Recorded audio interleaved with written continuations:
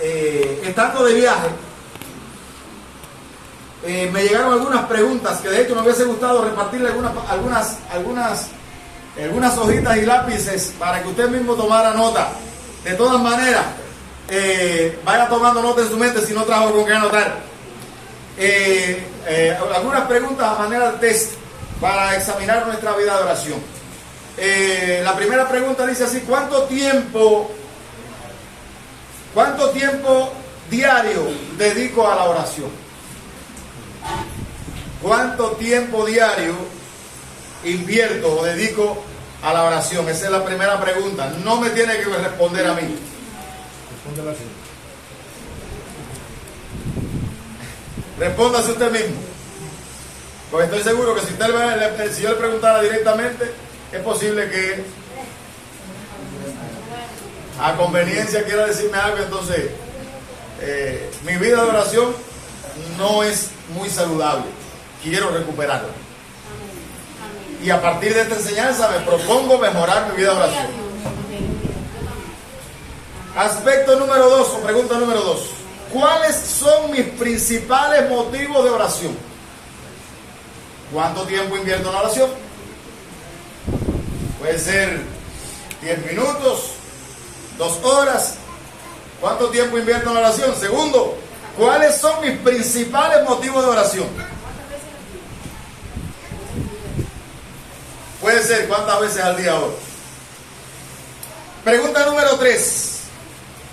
Bueno, puede poner ahí sus principales motivos de oración, porque usted sí se conoce. ¿Qué fin persiguen mis peticiones? Las cosas por las cuales oro. ¿Qué fin persiguen? La gloria de Dios, mis ambiciones personales, el bien de mi hermano. Pregunta 4. ¿A cuáles personas incluyo en mi lista de oración? ¿Y qué pido para ellos?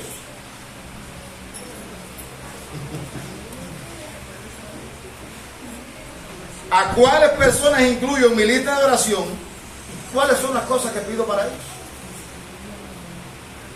Está bueno el test. ¿Hay alguna otra pregunta que usted considere que podemos añadir?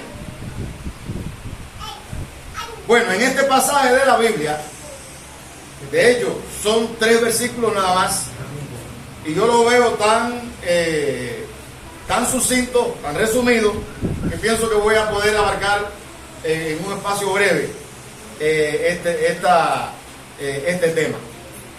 No porque no sea importante.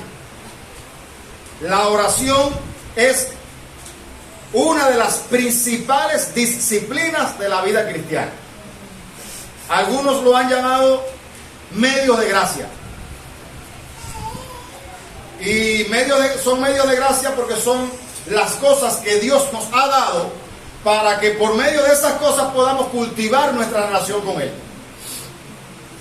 Entonces, la oración es uno de los medios de gracia o una de las disciplinas espirituales. Y cuando hablo de disciplina, estoy pensando en algo que yo debo tomarme el trabajo de hacer. A veces queremos orar cuando nos sentimos bien. Ahorita vamos a ver a la luz del pasaje bíblico cuándo orar.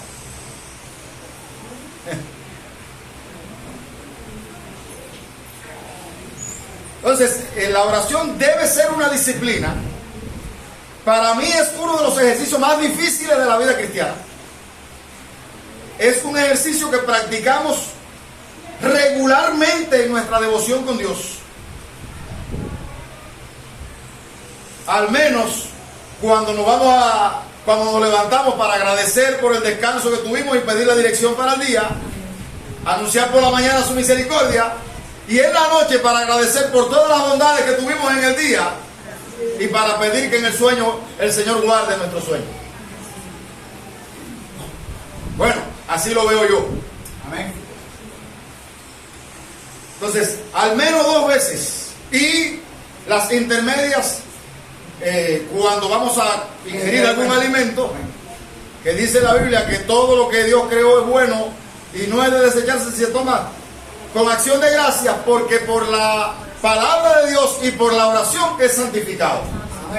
Entonces, oramos también por los alimentos que vamos a ingerir. Pero yo veo esa oración ya no como algo, sino como algo que debemos hacer para que de alguna manera el Señor purifique el alimento y permita que haga bien a nuestra vida. Entonces, y dar gracias por él, también agradecer. Entonces, hermanos, cuando el apóstol Pablo trata el tema de la oración en el capítulo 4 de Tesalonicenses, él habla de esta manera. Colosenses, gracias mi hermana. Espero que no se me vaya más. Colosenses capítulo 4 versículo 2, él habla de esta manera: perseverad en la oración. Perseverad en la oración. Y ese perseverar significa mantenerse, insistir, permanecer. Yo busqué algunos pasajes bíblicos que tienen que ver con esta verdad. Por ejemplo, Romanos capítulo 12, versículo 12 dice: gozosos en la esperanza, sufridos en la tribulación, constantes en la oración. Amén. ¿Y cómo puedo yo orar constantemente? No voy a trabajar, no voy a salir. ¿Cómo puedo orar? Orar sin cesar.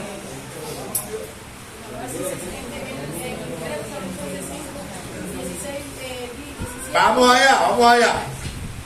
allá. Primera de Tesalonicenses 5:17 dice: orar sin cesar. Allá lo dice en Romanos 12:12, dice constante. Aquí lo dice sin cesar.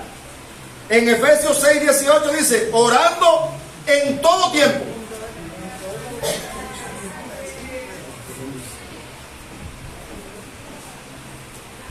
Es decir, que la vida de oración del creyente no debe limitarse nada más que al hecho de cuando yo me levanto y cuando me acuesto. Debe ser un estilo de vida. Y nosotros nos perdemos más bendiciones de Dios por lo poco que oramos. Porque yo puedo andar por el camino orando, aún con mis ojos abiertos, porque tengo que evitar los accidentes del tránsito y demás cosas. Pero yo puedo ir conduciendo por el camino y yo puedo ir orando al Señor. Entonces, note que, fíjense que todos los versículos que le he citado tienen que ver con algo que es continuo. Romanos 12:12 dice constantes en la oración. Efesios 5:17 dice orar sin cesar. Efesios 6:18 dice orando en todo tiempo.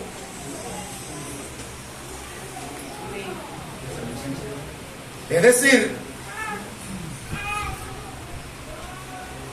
que la vida de oración de nosotros debe ser una vida que no tenga interrupción. Nuestra conexión con el cielo debe ser continua. Eso es lo primero que quería dejar claro, porque el apóstol Pablo dice aquí: perseverad en la oración. Es decir, debemos ser insistentes. Y eso responde a la primera pregunta que hicimos: ¿qué tiempo dedicas a la oración diaria? Bueno, debiéramos orar 24 horas.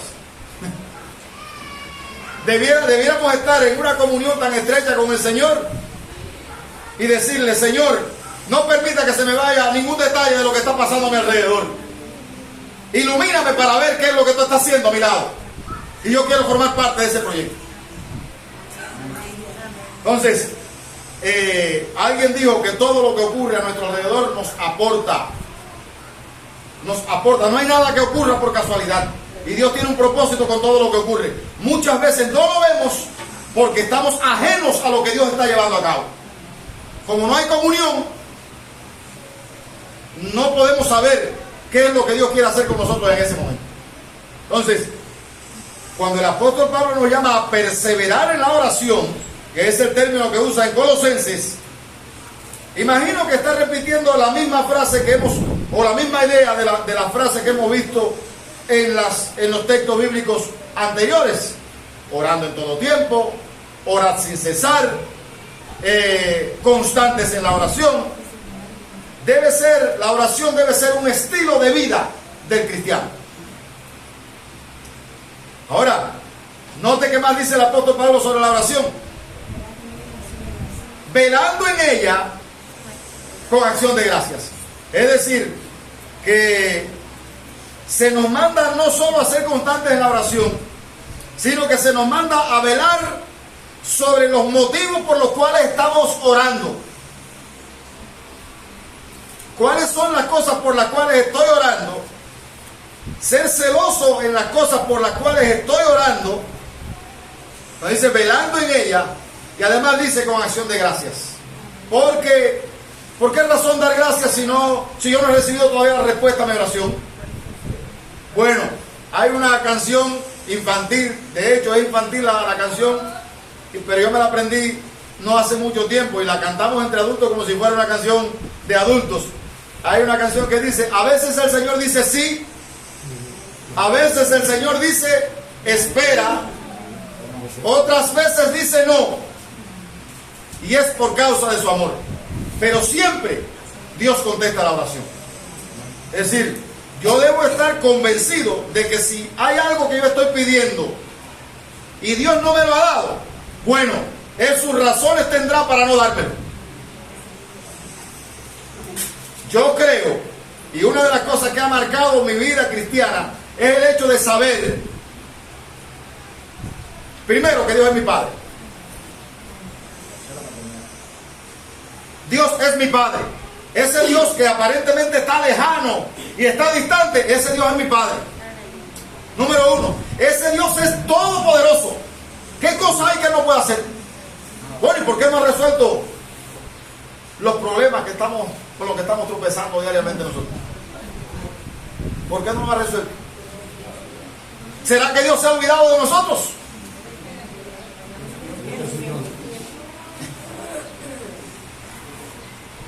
El problema es que en nosotros, en nuestro limitado conocimiento, nosotros queremos a veces hasta torcerle el brazo a Dios para que haga las cosas como cuando a nosotros nos parece y como a nosotros nos parece. Pero Dios no es así. Él es soberano. Y Él tiene un plan detrás de todo lo que ocurre. ¿Y se complace Él en el sufrimiento mío? No. Porque Él me ama. Y Él quiere lo mejor para mí.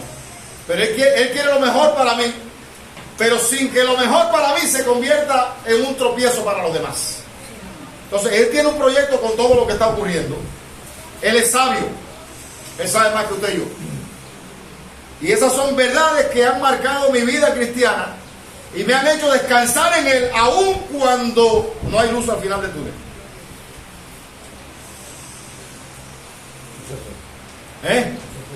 Eso es fe. Y créame, yo soy un enano de la fe. Porque yo digo que si yo creyera de verdad en el Dios que la Biblia nos presenta, yo no me quejaba. Yo no hablaba tanto de las cosas que están pasando a mi alrededor.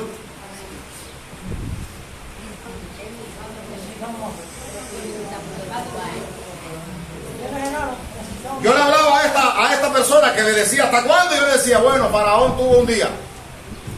Faraón tuvo 400 años oprimiendo al pueblo de Dios. Y el Señor soportándolo y tolerándolo. 400 años. Y un día levanta a Moisés y le dice, ve. No se acabó. Cuando Moisés se presenta ante Faraón, ¿sabe lo que dice Faraón? ¿Quién eres tú? ¿Y quién es Dios para que yo deje ir a...? Yo no voy a dejar ir a ese pueblo. Y es más, ahora por estar pensando en libertad, le voy a apretar el cordón y le voy a duplicar. Si antes hacían 10 ladrillos, ahora van a tener que hacer 20. Faraón es un enemigo de Dios que quiere mantenernos esclavizados. Pero cuando Dios abre, cuando Dios dice basta, hasta ahí. Y yo le decía a esta mujer, bueno, Moisés llegó y llega el Faraón y el Faraón se planta de esta manera. Dice el Señor que deje ir a mi pueblo a celebrarme fiesta en el desierto. Yo no conozco a Dios, aquí para ti mucho menos. Y vete de mi presencia para que no vaya. Dice, bueno. Y él se fue. El Señor dice, vamos a mandarle la primera estocada. La primera plaga. Y así le mandó 9 plagas consecutivas al faraón. Y el faraón se aflojaba cuando veía la plaga, pero luego volvía. Volvía a su actitud recalcitrante. Hermano, con 2 veces que truene, no es suficiente un tercer trueno. Bueno, pues este hombre necesitó 10 plagas. Y la última le mató al primogénito. Y ya cuando él vio que lo que faltaba era matarlo a él, dice: mira, acaben de ir, lárguense ustedes. Dice Moisés: pero no nos vamos a ir con la mano limpia. No. Dennos a nosotros de lo que tanto que nos han robado. Dice que en un día recogieron lo que 400 años Faraón le había saqueado. Y cuando Faraón vio que se le iba, dice que dijo: ¿qué va? ¿Y ahora con qué vivimos nosotros? ¿Ahora vamos a hacer nosotros lo que vamos a hacer bloque? No. Y le cayó atrás al pueblo. Y allá Moisés se encuentra con una muralla a la izquierda, otra montaña a la derecha, el mar al frente y el enemigo atrás. Y Moisés está clamando y el pueblo rebelado contra Moisés dice: no había sepulcros allá, ¿para qué venir aquí? Y le dice, ¿y sabe lo que le dijo el Señor a Moisés? Pues hay una canción que yo tengo ahí que es una maravilla. El Señor le dice a Moisés: ¿por qué clamas a mí? Dile a mi pueblo que marche, y tú alza tu mano y extiende la vara. Yo te mandé. Yo digo, hermano, créame, si yo creyera de verdad, y estoy hablando de mí, para no ponerlo a usted, si usted creyera de verdad en ese Dios, se lamentaba menos, ¿verdad?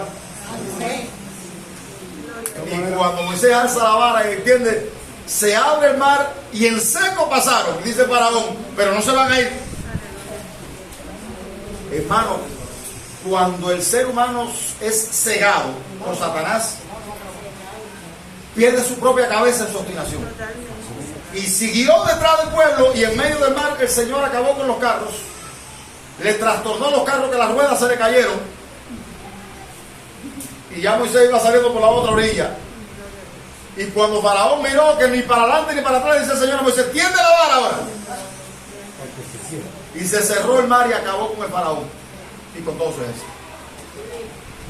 Le pregunto, hermano, ¿ha creído usted en ese Dios? ¡Amén!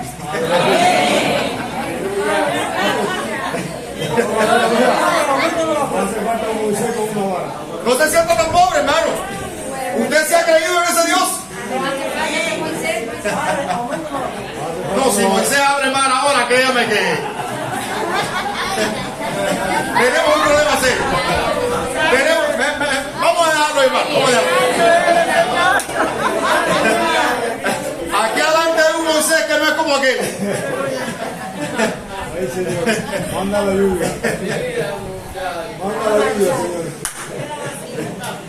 Yo no sé, hermano. Yo no sé qué Dios tiene entre manos. Yo realmente no sé qué Dios tiene entre manos. Ni sé hasta cuándo será la ignominia que estamos viviendo. Pero yo sí sé que en su mano está el poder.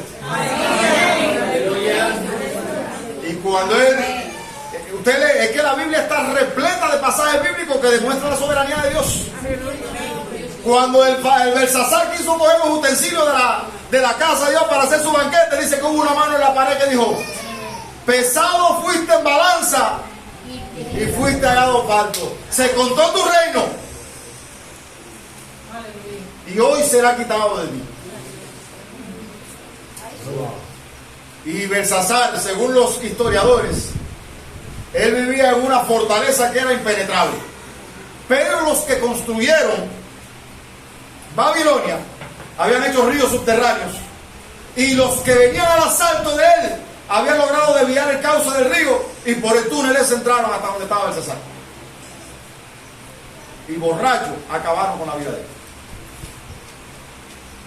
Porque Dios tiene una fecha límite. Tiene una fecha. Yo le decía a esta persona: Dios enmarca a todos los seres humanos en un marco de oportunidades, después del cual, si no se arrepiente, le mete mano. A Israel lo tuvo, dice, lo soporté 40 años en el desierto. No hay persona que tenga justificación delante de Dios, porque todos nosotros hemos tenido suficientes oportunidades para decir, no voy a seguir por el camino. Entonces, usted está aquí hoy y es una muestra de la bondad de Dios. Dice la Biblia que su bondad, su benignidad, ¿qué hace su benignidad? Nos guía al arrepentimiento. Amén. Ese cuidado y esa paciencia que Dios tiene, lo hace precisamente para que sus opositores se conviertan. Pero si no lo hacen, va a llegar el día en que le va a meter mano. Entonces, vida de oración. Usted está orando a alguien que no es un muñeco, es el soberano del universo. Amén. Y usted debe dar gracias, porque aún lo peor que pueda estar pasando, o lo que usted puede estar creyendo que es peor para usted, tiene un lugar en el plan de Dios. Y ahorita se leía y se dejó como tarea profundizar en el libro, en el capítulo 11 del libro de Hebreos. Cuando usted ve los hombres de fe, cuando usted lee el capítulo 11 de Hebreos, los héroes de la fe, hubo personas que apagaron fuegos. Habla de una serie de cosas que hicieron estas personas por la fe, pero también dice que hubo personas que fueron aserradas, que fueron martirizadas, que estuvieron errantes de aquí para allá, de allá para acá. Es decir, no todo el que vivió por la fe vivió como Sansón.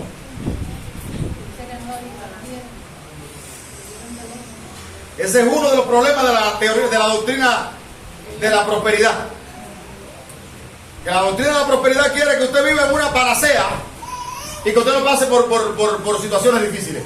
No, hubo hombres de fe. Los últimos versículos del capítulo 11 del libro de Hebreos.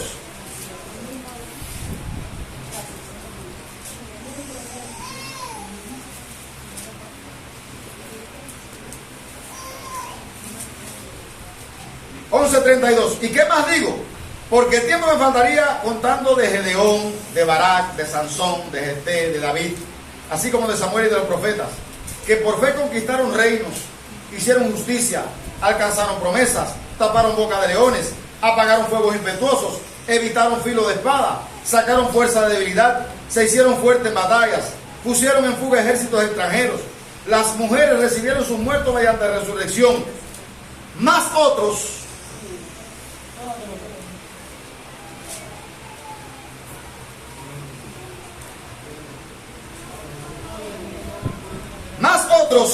fueron atormentados, no aceptando el rescate a fin de obtener mejor resurrección. Otros experimentaron vituperios y azotes, y además de esto, prisiones y cárceles. Fueron apedreados, aserrados, puestos a prueba, muertos a filo de espada. Anduvieron de acá para allá, cubiertos de pieles de ovejas y de cabras, pobres, angustiados, maltratados, de los cuales el mundo no era digno, errando por los desiertos, por los montes, por las cuevas y por las cavernas de la tierra.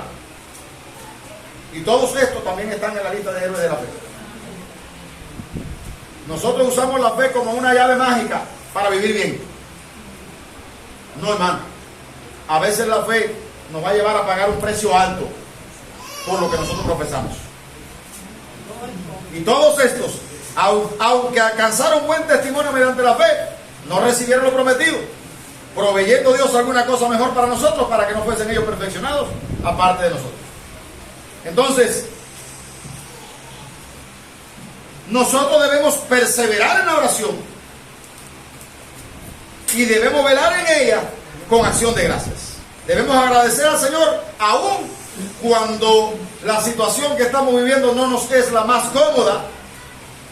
Dios sabe por qué está permitiendo. Ahora, ¿qué decía la segunda pregunta del test? ¿Cuáles son mis principales motivos de oración? ¿Qué Pablo pedía según el versículo 3? Orando también al mismo tiempo por nosotros. ¿Y qué quería Pablo que se pidiera por él? Me llamó la atención mientras yo elaboraba el bosquejo de este sermón o de esta enseñanza. ¿Dónde estaba Pablo cuando él estaba escribiendo esto? Preso. ¿Y qué dijo? Oren para que me llegue la libertad. ¿Qué pediría un preso? Si usted estuviera preso, ¿por qué usted pediría que orara? No, que me dé la libertad corriendo. Vamos a ver qué pidió Pablo. A mí me maravilló. Yo dije, Dios mío, qué clase de hombre. Qué compromiso tenía este hombre con el Evangelio y contigo. Bueno, la parte final del versículo 3 dice, por el cual también estoy preso. Y note que dice, orando también al mismo tiempo por nosotros, pidiendo qué cosa, para que el Señor nos abra puertas para la palabra. Alabado sea el Señor.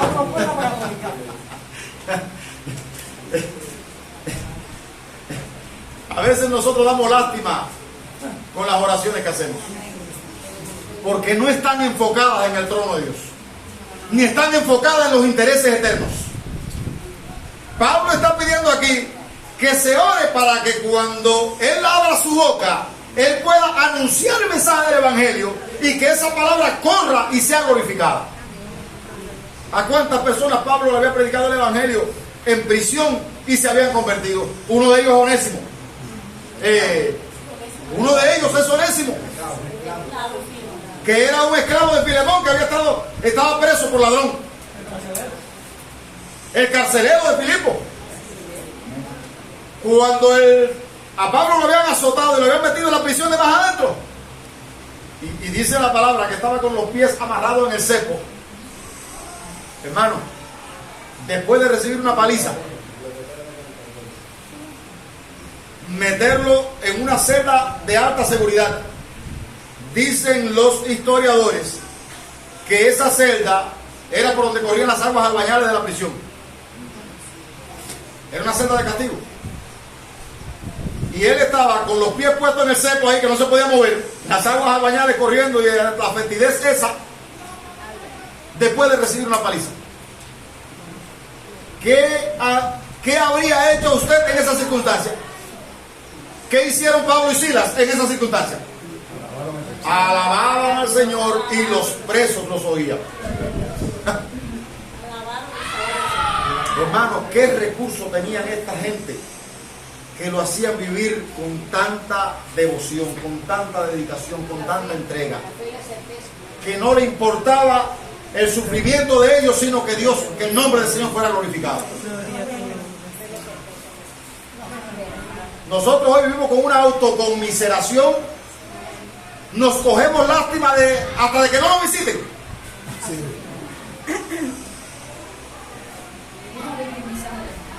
Vivimos victimizándonos. Gracias, hermano. Y esta gente está en la prisión de más adentro, siendo azotados por causa de Cristo, y allá están alabando al Señor. Y de momento el Señor permite que se desate un terremoto y se sacude la cárcel y se abre la puerta de la prisión. Porque eso es lo que quiere Dios. En el momento más difícil, el cristiano tiene que seguir dependiendo de ese Dios en quien ha creído. Porque Dios tiene un proyecto detrás de todo lo que ocurre en la vida suya. Dios tiene un plan. Dice la Biblia que a los que aman a Dios, todas las cosas ayudan a bien. Entonces, hermano, Dios tenía un proyecto con eso, y el hombre comienza a alabar al Señor, o los hombres comienzan a alabar al Señor, y de momento sale, y cuando el carcelero ve que las puertas están abiertas y no ve ningún preso, dice que saca la espada y se iba a cortar la cabeza, porque para que se la cortara a otro, y se la corto yo, porque eso era un principio en el ejército romano. Si se le escapaba un soldado, él tenía que responder con su vida. Y cuando fue a cortarse la cabeza, dice Pablo, no te hagas ningún daño, aquí no se ha ido nadie. Aquí no se ha ido nadie. Hechos 16, el versículo 31, que se cita con mucha frecuencia.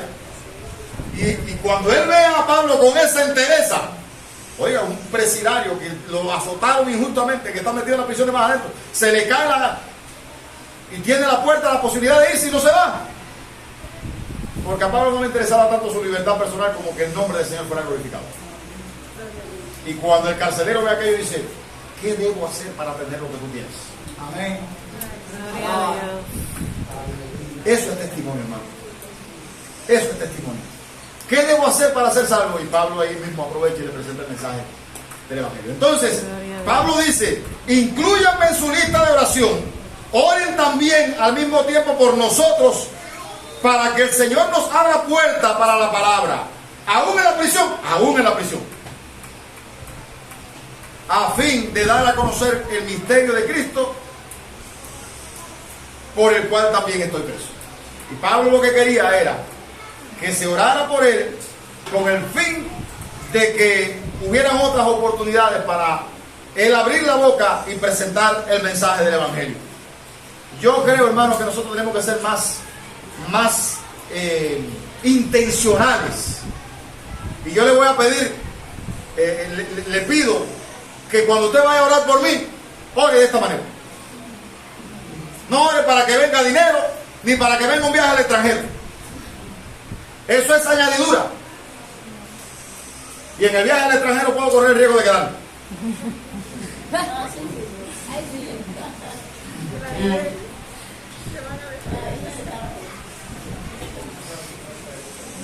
Mis ojos lo están viendo, hermano. ¿Cuánta gente hay que ha ido y no ha regresado? O ha ido y ha regresado enfermo.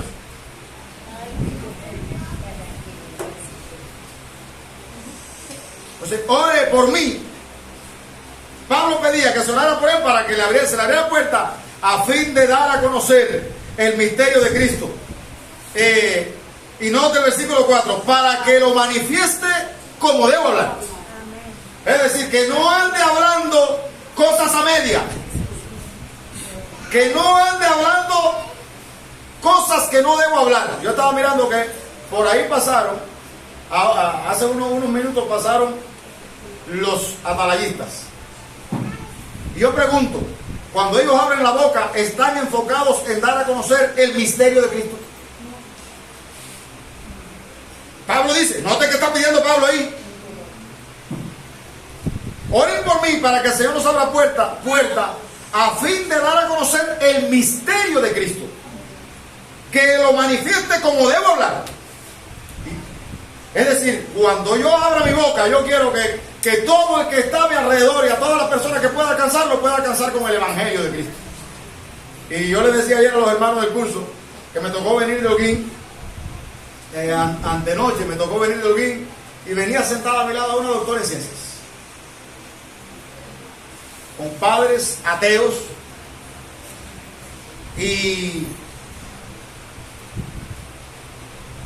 esta persona dice ella que ella tiene fe, pero la fe que tiene es una fe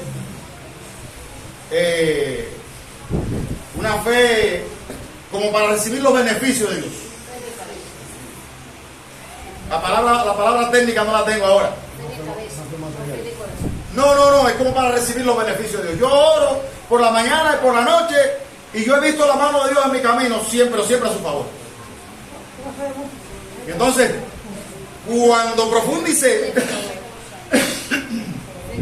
cuando profundizo para presentar el mensaje del Evangelio, le digo, ¿alguna vez te han hablado de Jesucristo? ¿Sabes por qué vino Cristo a la tierra? Nunca en la vida. Una persona que cree en Dios, pero no sabe quién es Jesucristo, ni sabe por qué fue necesario que Cristo viniera. Y entonces ahí me abrí y le presenté el mensaje del Evangelio. Dice, oiga, nunca en la vida me habían hablado de esa manera. Digo, bueno, pues esta fue la oportunidad que usó Dios para hacerle saber a usted que usted necesita a Jesucristo. Entonces, hermanos, en nuestra vida de oración, nosotros debemos priorizar el orar por personas que están dedicadas al ministerio de la palabra. Y debemos pedir por ellas que el Señor les use con poder, presentando el mensaje del Evangelio como debe ser. Ahí lo dice el versículo 4, para que lo manifieste como debo hablar. Y ese como debo hablar está diciendo que hay una sola manera de presentar el mensaje del Evangelio. Ahora, él habla del misterio de Cristo. Ese término está ahí mismo en Colosenses capítulo 2.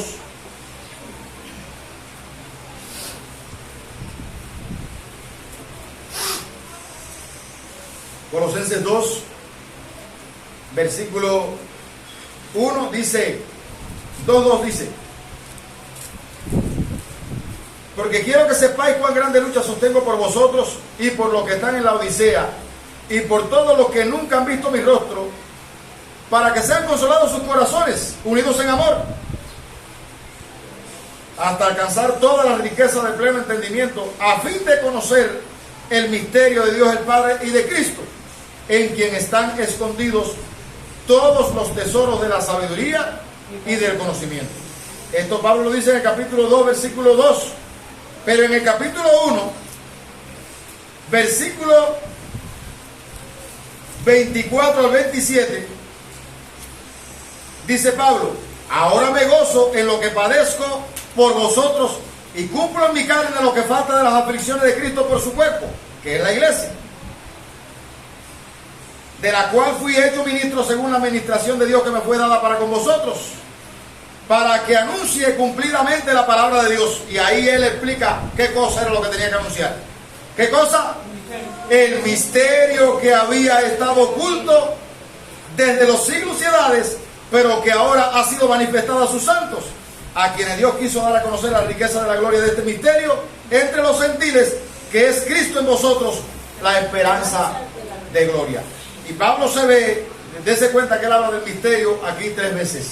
Y él está enfocado en darle a conocer a las otras personas esa verdad. Hay un pasaje bíblico que una vez allá en Manaca el pastor Diorgis predicó sobre él, y yo no quería pasar por alto. En el libro de Segunda de Reyes, vamos a ir allá un momentico. En el libro de Segunda de Reyes, capítulo 7,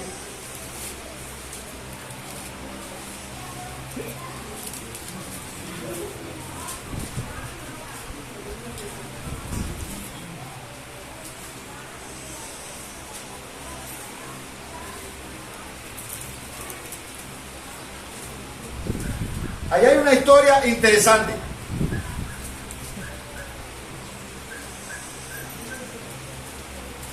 El pueblo de Israel está pasando un hambre aguda debido a que los samaritanos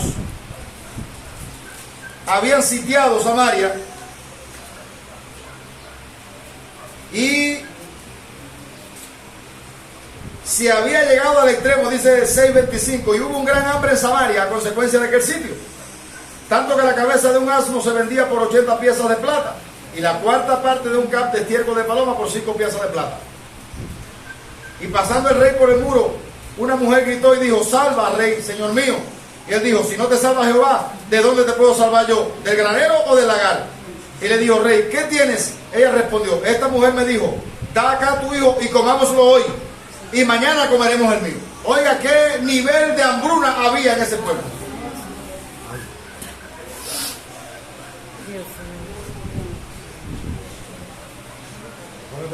Cocimos pues a mi hijo y lo comimos.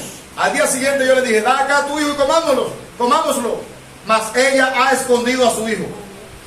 Cuando el rey oyó estas palabras, la palabra de aquella mujer, rasgó su vestido y pasó por el muro, y el pueblo vio el cilicio que traía anteriormente sobre su cuerpo. Bueno, la reacción del rey para mí no es tan preocupante. Lo que quiero es que primero que aterrice la situación que se estaba viviendo. Yo oí a una persona diciendo que en Haití por momentos se llegó a hacer galletas de tierra del hambre que se estaba viviendo. No sé cuánto hay de cierto en eso. ¿Qué puede alimentar la tierra? Ahora, en medio de esta situación hay 4 personas leprosas. Capítulo 7.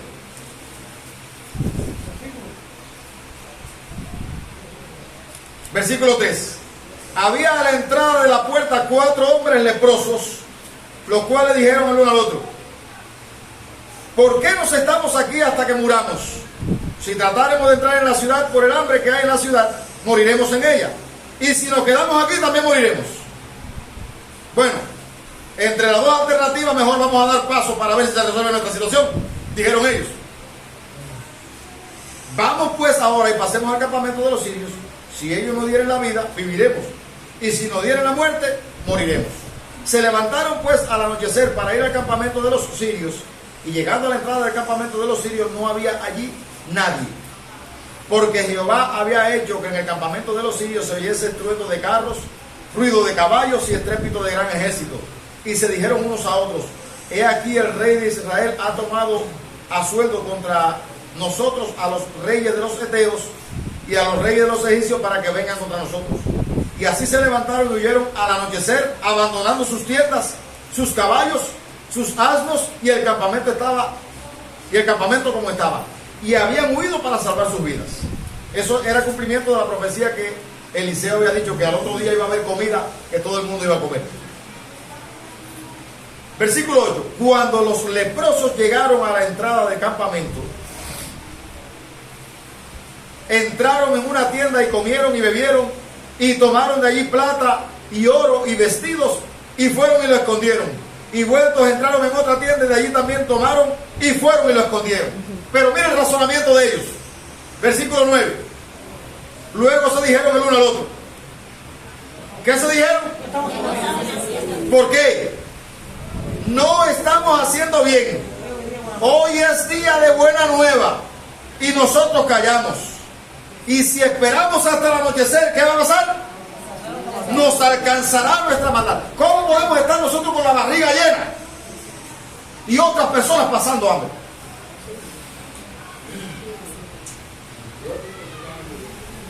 Yo recuerdo que Dios, y como buen predicador que es, usó este mensaje para traerlo a la vida de nosotros. ¿Cómo estábamos nosotros cuando estábamos sin Cristo? ¿Cómo estaba nuestra vida? Arruinada. Estábamos como los leprosos, hermanos. Pero Cristo llegó a nuestra vida y cambió mi lamento en baile. Me dio una razón de vivir. Le dio sentido y propósito a mi vida. Y hoy todo ha cambiado. ¿Y qué voy a hacer con eso? ¿Voy a vivir para almacenar para mí? Lo debes compartir. Hay un cántico que dice, lo debes compartir. Y de hecho es una de las premisas de la Iglesia Bautista. Nosotros tenemos que hacernos, o el Espíritu Santo nos hace llamado, y nosotros tenemos que hacer un llamado a la conciencia. ¿Con quién estamos compartiendo? Voy a terminar el pasaje para llevarlo a la vida de Pablo. No estamos haciendo bien. Hoy es día de buena nueva y nosotros callamos.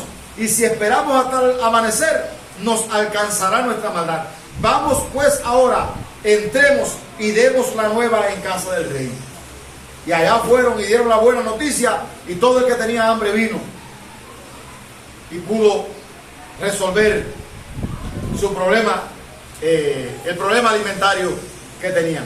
Ahora Pablo se ve como alguien que está compartiendo la buena noticia. Alguien que era como estos leprosos, que vivía persiguiendo al Señor, y Cristo se le apareció en el camino para cambiar su suerte. Y ahora está pidiendo: yo quiero ser una persona que comparta con todo el que pueda la buena noticia. Y necesito que ustedes oren por mí. Y todos los misioneros, todo el que va al campo misionero necesita el apoyo en oración de la iglesia. Ahora yo le pregunto, hermano, recuerde el texto. ¿Cuánto tiempo diario dedico a la oración? 2 horas, bien, maravilloso. ¿Por qué horas? ¿Cuáles son mis principales motivos de oración? Oras por lo que están yendo a llevar el mensaje de la palabra. Y si oras por ellos, ¿qué pides que ocurra con esa persona que está llevando el mensaje de la palabra?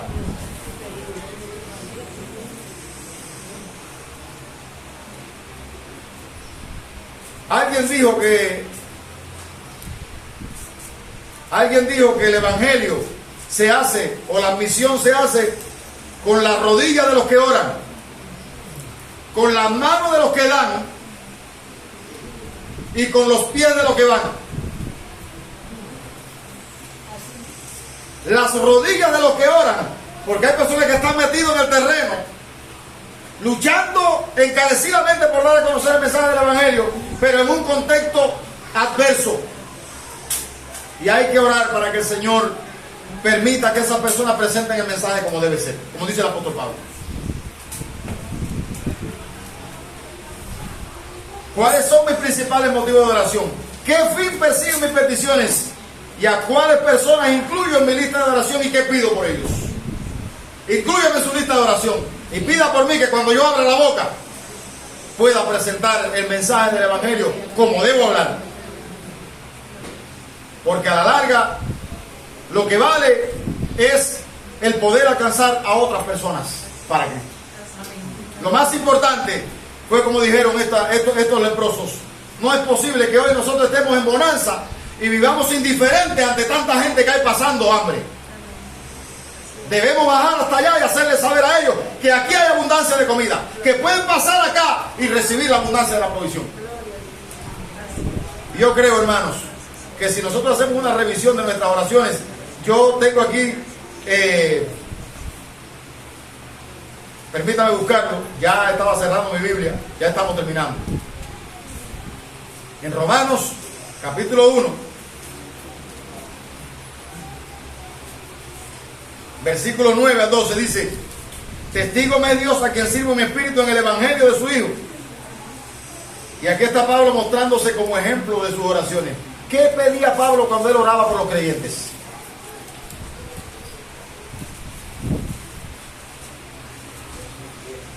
Sin cesar hago mención de vosotros siempre en mis oraciones, rogando que de alguna manera tenga al fin, por la voluntad de Dios, un próspero viaje para ir a vosotros, porque deseo veros y no para echar una partida de dominó. Deseo veros para comunicaros algún don espiritual, a fin de que seáis confirmados. Esto es para ser mutuamente confortados. Aquí está Pablo hablándole a la iglesia de Roma. A la iglesia de Éfeso, Pablo dice: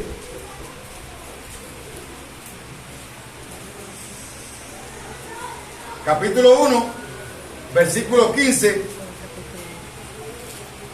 Pablo dice: por esta causa yo, Efesios 1, 15 al 23, por esta causa también yo, habiendo oído de vuestra fe en el Señor Jesús y de vuestro amor para con todos los santos, no ceso de dar gracias por vosotros, haciendo memoria de vosotros en mis oraciones, para que el Dios de nuestro Señor Jesucristo, el Padre de gloria, os dé espíritu de sabiduría y de revelación en el conocimiento de Él, alumbrando los ojos de vuestro entendimiento, para que sepáis. Y bueno, ahí note cuáles eran los motivos de oración de Pablo por las personas. Colosenses 1:9 dice: por lo cual también nosotros, desde el día que lo oímos, no cesamos de orar por vosotros y de pedir que seáis llenos del conocimiento de su voluntad, en toda sabiduría e inteligencia espiritual, para que andéis como es digno del Señor.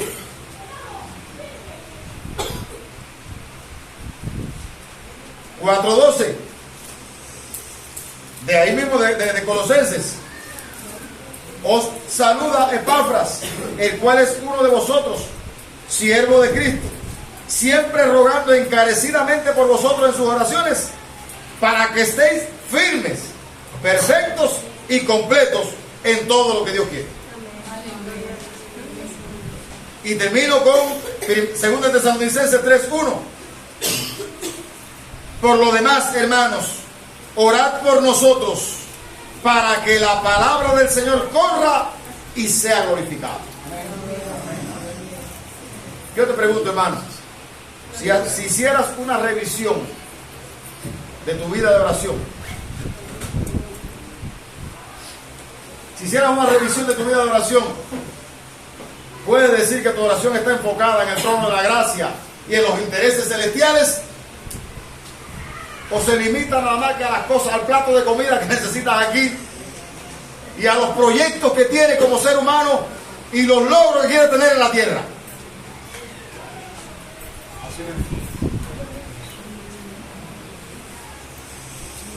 Si hicieras una evaluación de la vida de oración, tus prioridades, ¿cuáles son?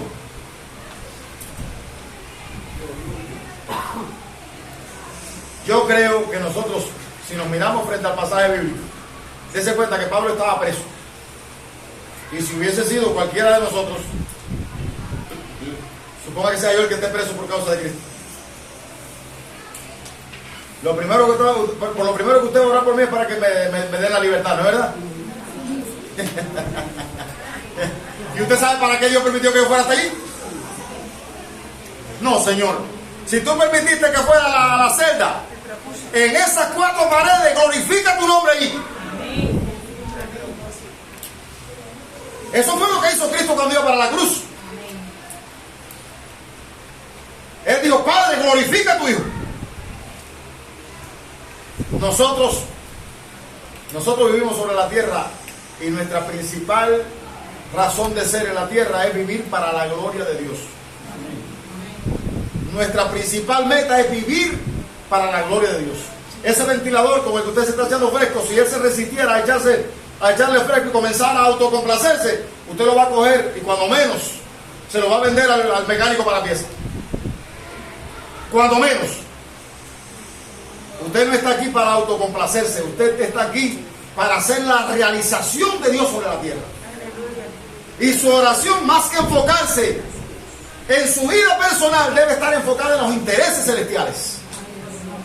Y si tú quieres, yo no te digo que no ores por las cosas tuyas, pero la Biblia dice: busca primero el reino de Dios y su justicia. Deleítate en Jehová y Él concederá las peticiones de tu corazón. Yo creo que sería bueno que hoy hiciéramos el ejercicio ahora proponiéndonos nuevas. Por eso me gustaría haber repartido la hojita, porque en la hojita yo quería al final, ¿y ahora qué vas a hacer? Habiendo visto nuestra vida de oración a la luz de este pasaje bíblico, yo creo que mi vida de oración está bastante desordenada, ¿sabes?